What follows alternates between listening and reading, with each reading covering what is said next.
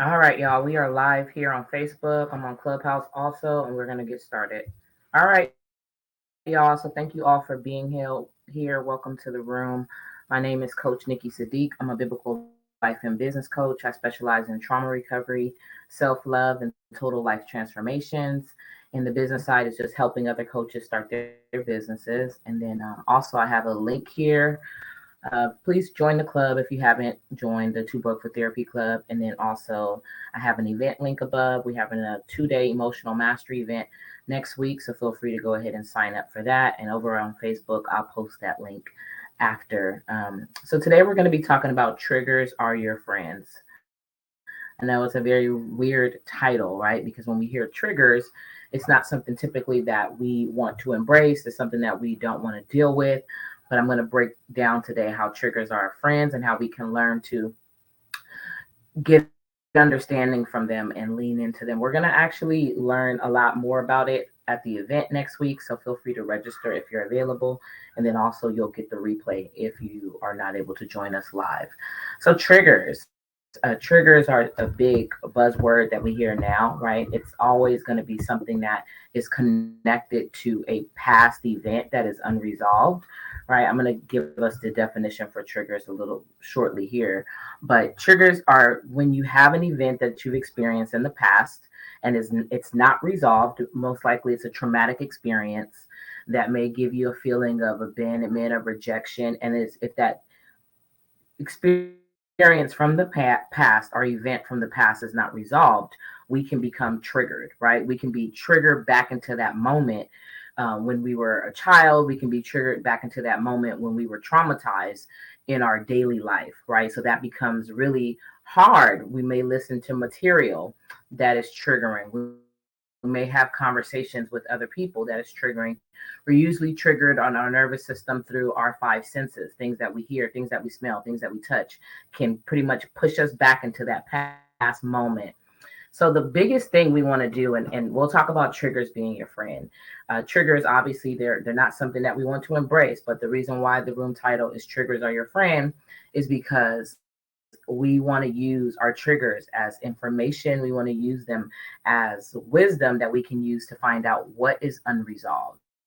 As we begin to resolve our trauma, we begin to resolve the experiences that we've gone through in the past, we can begin to now no longer be triggered by what's triggering us. So when we're triggered, we want to use that, and that's why we're calling it a friend, as information and as a detail to now connect that back to what is triggering us. Why are we triggered by this experience?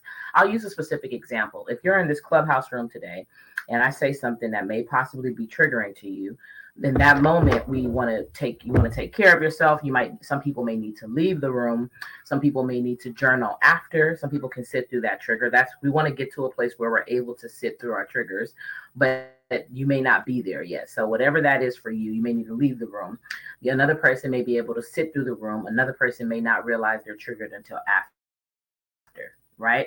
So once you start to realize that you're triggered, you probably have some type of response. Everyone has different ways that their body reacts to when they're triggered. So whatever that is for you, you want to identify that, right? Usually you lean towards healthy coping skills or unhealthy coping skills. That's a great way to know that you may or not be triggered by something. And then you want to then, once you've done the action, either staying, either journaling, either figuring it out later, you want to then pinpoint what about what Coach Nikki said today, what about that is reminding me of something from my past, right? Maybe I mentioned an actual traumatic experience. Maybe I mentioned not being able to speak up for yourself. And then you start to have that understanding that, oh, okay, my trauma is the reason why I'm having a difficult time speaking up for myself in my life. So this is how we want to make triggers our friends, by using them as insight to be able to connect to what still is unresolved. If you're on an active healing journey, then you kind of have an idea of what I'm referring to. If you're not, then definitely this is a great room for you to listen to and maybe re-listen to after, because this is how we resolve our unresolved trauma. So I'm going to pull up, um, well, I'll share that with you guys later. I don't want to be pulling up too many different things, but I'm going to share actual definition for for triggers so that you guys can get an actual understanding of what it is. It's being almost blasted back into a moment where you probably had no control. You probably were a child. Most of the time we talk about inner child work. You probably were a child. So we can talk about triggers and how we manage them, how we overcome them in that moment. But this room is really to discuss triggers and how we deal with them to help us overcome our traumatic experiences.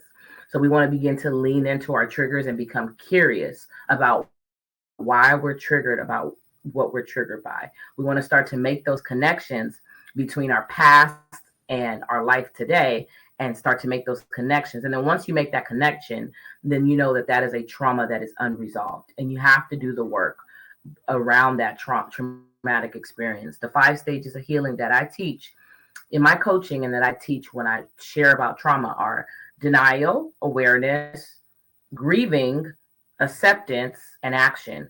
Denial is where we haven't done anything with our trauma. It is not resolved. We haven't done any work to release that trauma. The next step is awareness, where we're raising awareness today in this room. Once you get aware of that you still have trauma, that you are being triggered, you're in that stage of awareness. Grieving is how we actually begin to release the trauma. That is actually how we begin to resolve the trauma. There is no resolving in denial. There is no resolving in awareness. Awareness is great because we actually know what needs to be resolved, but there is no resolving in just being aware. We can be aware for 50 years and do nothing. And literally, we will remain in the same place that we've been in until we actually begin to grieve, process the experiences, let go. There's many different ways that we can release trauma. We can journal, we can confront people, we can talk about it, we can engage in somatic activities, dancing that trauma out of your body, whatever it may be. There's a lot of different ways to release trauma, but grieving, I would label all of the areas of releasing trauma as grieving, right? Getting in touch with that experience and being able to let go of it and release it from your body. And how you will begin to know, right? Triggers are our friends. Triggers are our friends because when we're no longer triggered by something, then we can now see, okay, I'm no longer, this used to trigger me, but now I'm no longer triggered. So we can use triggers as our friends to guide us through where we are with the specific trauma, where we are with the specific experience. Eventually, as you resolve all of your trauma, you will no longer be traumatized with those triggers, right? You'll no longer have triggers connected to that trauma. You may still be traumatized by other experiences as you do the work, and you're still triggered by that. But the goal is to resolve all of your trauma, to work through all of your experiences, to move that trauma out of your body so that you're no longer triggered. You will definitely be able to get to a place where you're no longer triggered because you've actually resolved that trauma, you've grieved it, you've come in contact with it, and you've desensitized yourself to the intensity of that feeling. I'm a trauma survivor, and that is what brought me to this work, a complex trauma survivor. And this that I'm sharing with you all is not just what I read about or what I know about. I've actually gone through that journey of resolving my trauma, of being triggered and then being able to resolve, release the trauma, grieve it, and get to a place of action. That last stage is where we accept our trauma, we accept the experiences that we've gone through, and then we can move on into action. This is action, what I'm doing here today. I'm sharing the message. I'm spreading the love of healing. I'm spreading that with you all, right? And we all can take on a level of action. Once we heal, we can begin to share with other people how they can become more whole, right? So those are the 5 stages of healing. And where you have to, discern, figure out where you are on that journey. Are you in denial, right? And is this room helping you to get to a place of awareness? Are you in awareness? Are you completely aware of your trauma? You realize you're triggered. You know you have trauma, but you don't really know what to do next, right? And then grieving, right? That's that next step. Are you in the grieving process?